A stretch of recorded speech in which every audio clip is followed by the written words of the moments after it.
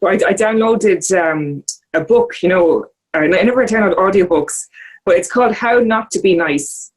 It's actually really good. It's done by some psychologist guy, I'm trying not to be so nice. But it's really interesting. Like, the way, say if you book a table in a restaurant and, you go up and they made a mistake and you just say, oh, don't worry about it. But you should actually bring up the topics like, I'm really annoyed, in a really nice way, not a really nice way, but a really kind of assertive way. So it's really interesting. But it's really good. Yeah. Is that not like being sort of passive aggressive, which we're we're the experts at that. Yeah. So there's like a fine line, isn't it? Yeah. Yeah, I know what you mean. Yeah. I was hoping so we have to be my fork could be a little bit cleaner. You don't want to be passive aggressive, Yeah. Yeah, but I mean, I remember years ago.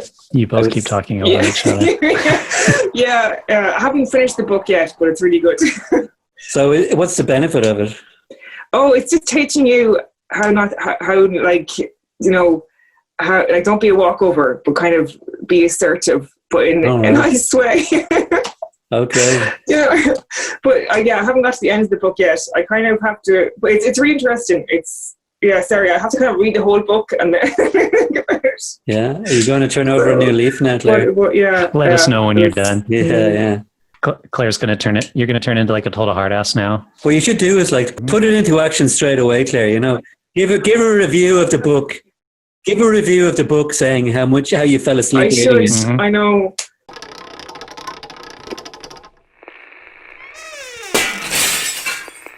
Welcome to the No Budget Filmcast, where we dip into the independent film universe to highlight those little films that you might not have heard about elsewhere.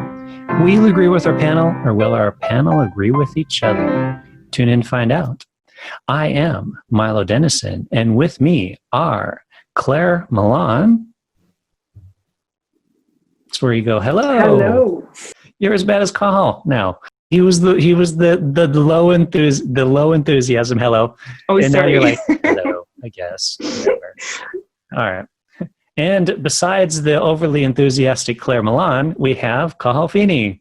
Hello. See, that's what I'm talking about. That's enthusiastic. All right. Well, should we get into the film? What are we watching this week, Claire? Yes. So my choice this week is a terrific animation called Lost and Found.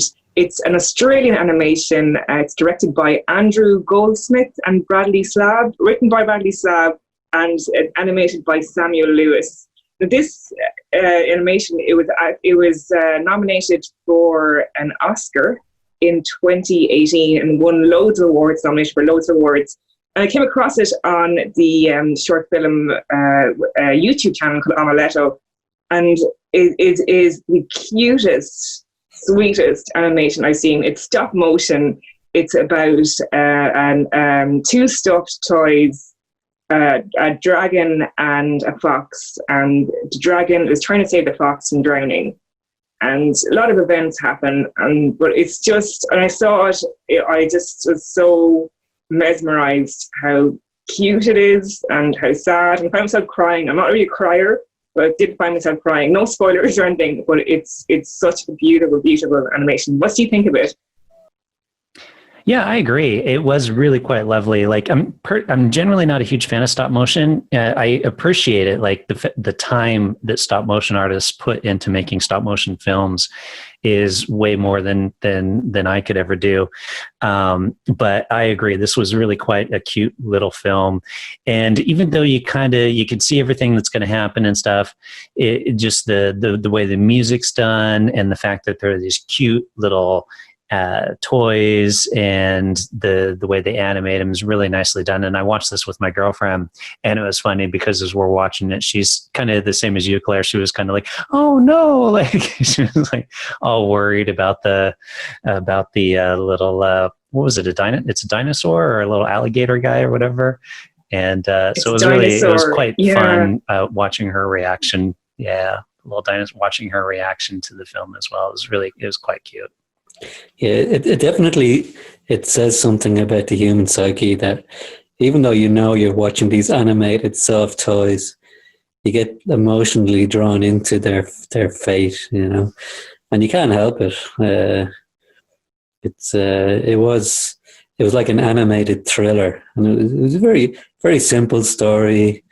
Just sort of they created this world of these like, just a room and this water. I thought what's fascinating about it as well is but it's like there's no words in it.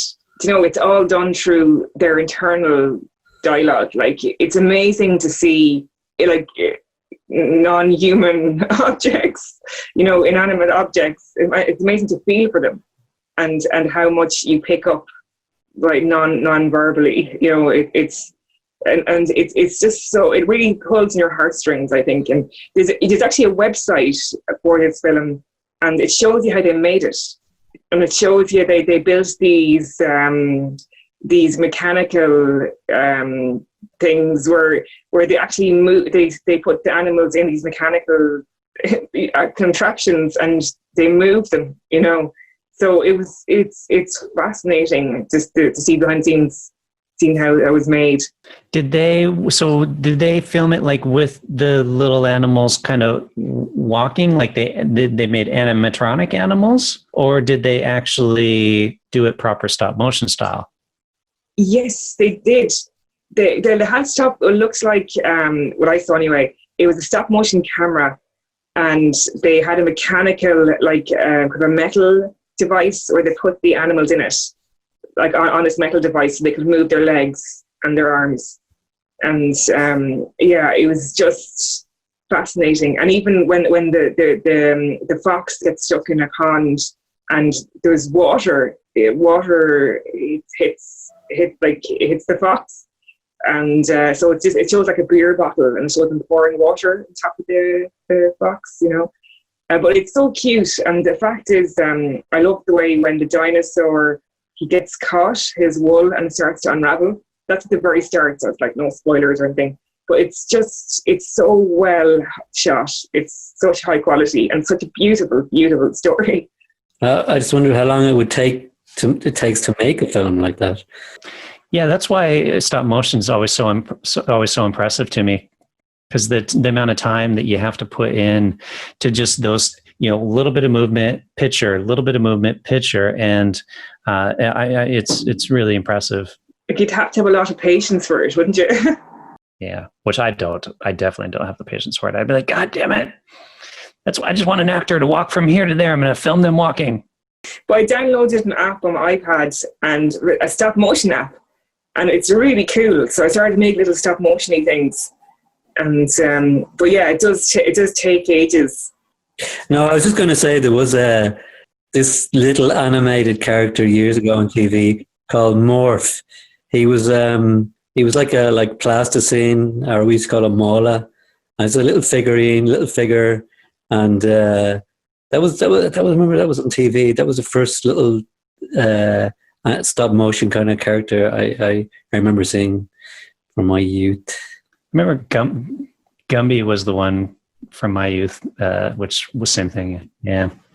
So I actually did stop motion, not because I saw this, but just because for the same thing. I was just kind of bored and had some time, and I had a little toy tank, and I made a little stop motion tank, and I just posted it on Instagram like last week, I think. But I also put it into After Effects and put a little fake tank explosion in it.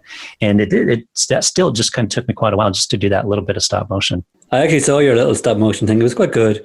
Myself and Claire, we were at the Smartphone Film Festival, and there was one of the films called Tank, in actual fact, and it was based around the board game. Oh, what's that one where you have to take over the world?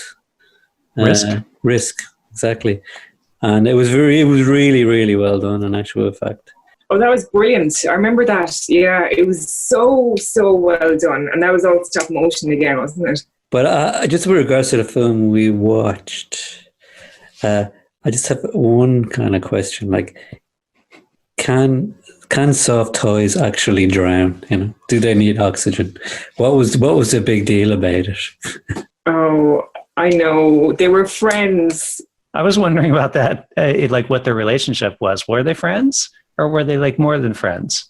Yeah, I think the thing is, it shows you at the very start. So if you look at the very start of the film, you see, and there's a phone. Maybe they were lovers. Maybe. Yeah. You know, but That's what I got. I thought they were like a couple. Like, maybe they were a couple. I don't know, because. Would you risk your life, you know, if it was just a friend, really? No. None of my friends, anyways. I'd be like, oh, that's sad. Sorry. But it was really well made, and I love that scene, like where at the very end where he starts to unravel as kind of jumping towards the bucket of water. You know, that was really well done. Oh, it was so well done. It was. Yeah, and the altruistic too, like where the little fox sees what's happening to the dinosaur and tries to prevent the dinosaur from unraveling in order to save the fox. So both their attitude of like preferring to help the other, it's very it's got a good message to it as well, which is nice. But extremely sentimental, of course, and this is it's a side of story that has global appeal, I guess. But I kind of liked it the way it finished. It didn't go for a typical happy ending, and the way that. You didn't know how it was going to end. You know, it was kind of left with a certain amount of hope, I guess, but not didn't really deliver. You know, a nice kind of tight, happy ending. What I loved about it, or really made it, was the music, because you can imagine watching this without the music, and it would have been very different. But I think the music's so important with these kind of animations, because it really does makes you emote. Basically, it makes it sadder. So I'd love to see without the music and see if you feel the same emotion. Oh yeah, there you go. Yeah, just try turn the volume off and watch it and see if it makes a difference. Oh yeah, music is crucial for all films. Yeah. And especially like this where there's no dialogue. Yeah, absolutely. It makes such a huge impact. Oh, one thing I haven't actually thought about yet is that was the second time I'd seen it, in actual fact. So I watched it about 2 months ago, I'd say. So it was a little bit of a surprise when you nominated it out of the thousands of films.